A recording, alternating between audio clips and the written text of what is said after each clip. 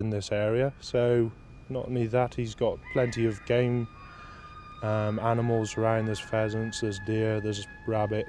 He's in heaven, really. The Midlands is no stranger to unusual wildlife. Wallabies have been living in the Staffordshire moorlands since the war, but there are without question smaller wild cats also living in Britain. A leopard cat was shot by a farmer near Dartmoor in 1988, and this cat was found dead near Richard's Castle in Shropshire a year later. About 3 foot long, it was brought by the Ministry of Agriculture to Ludlow vet Gareth Thomas. He identified it as an Asian jungle cat. I found out from the post-mortem that it had no particular disease that I was familiar with. It had injuries to its back and ribs, which indicated to me an accident, and probably a road accident at some point, which had healed but had left it rather unable to fend for itself, or certainly to find food well, to catch food well. And I suspect that it died of starvation, because it was a full-grown male cat, and it should have been about 35 to 40 pounds in weight, and it was only 17 pounds. Gareth Thomas believes the jungle cat, which has since been stuffed, had been mating with a wild cat in the area, and that this cat, Jasper, from a local farm is the result. Jasper's coat, markings and pointed ears led Gareth to think he was related, and as such a half-jungle cat. Gareth's own cat, Tribble, came from a later wildcat litter at the same farm, and he believes it too is from the extended cat family, though because of his long coat, probably from a different father. The hunt for the big cats has been going on for years. This is 1963, when police and army came out in force to hunt the famous Surrey puma. Not surprisingly, it went to ground. The next big cat flap was in Exmoor, wild and lonely with excellent cover for a large predator with a taste for lamb. In 1983 there was an outbreak of sheep kills, over 80 in 3 months. With growing clamour from local sheep farmers, commandos with rifles and night sights were deployed in Devon's lanes. Newspapers put a price on the beast of Exmoor, but the threat of bounty hunters forced the Marines to pull out without firing a shot. In the early 1990s, the hunt moved to Bodmin Moor, an area rich in farmland and again with plentiful livestock. Many of the sightings were on a farm owned by Rosemary Rhodes, who'd lost 6 sheep in mysterious circumstances. She even thought she'd captured one animal on this video in 1993, but it was later discounted as yet another large domestic cat.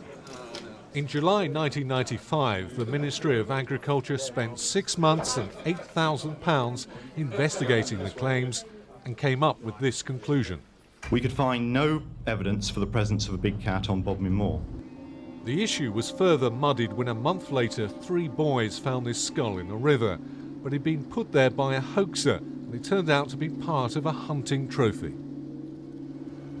By the early 1990s, big cat reports started to come in from all over the Midlands, from Rutland, Coventry, the Black Country, Bridgnorth and parts of Worcestershire, where in 1993 a local birdwatcher from Inkborough near Evesham took what some people believe are the most convincing pictures yet of the panther in the English countryside.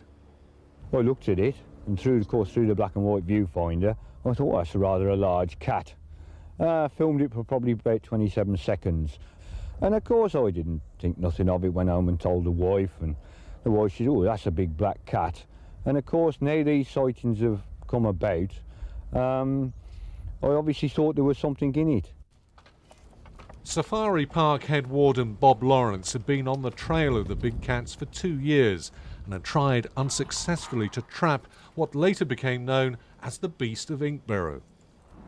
Today he's in close daily contact with these much larger big cats, turning out for their breakfast at Bewdley.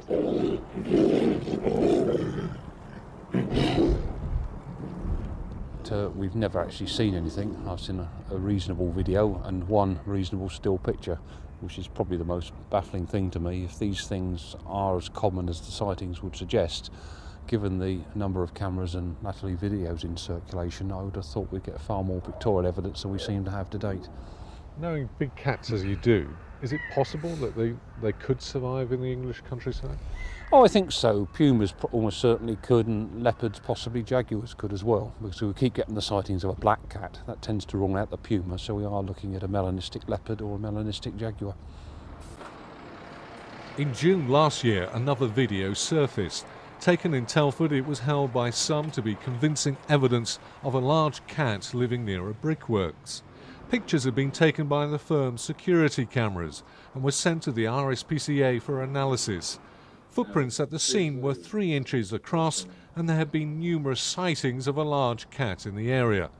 Tom Austin from the RSPCA has spent 20 years researching reports of big cats in Britain. Must be very excited too. So Tom, what are we actually looking at? We're actually looking at a load of building bricks, which are all on pallets stacked high in a brickyard in Telford.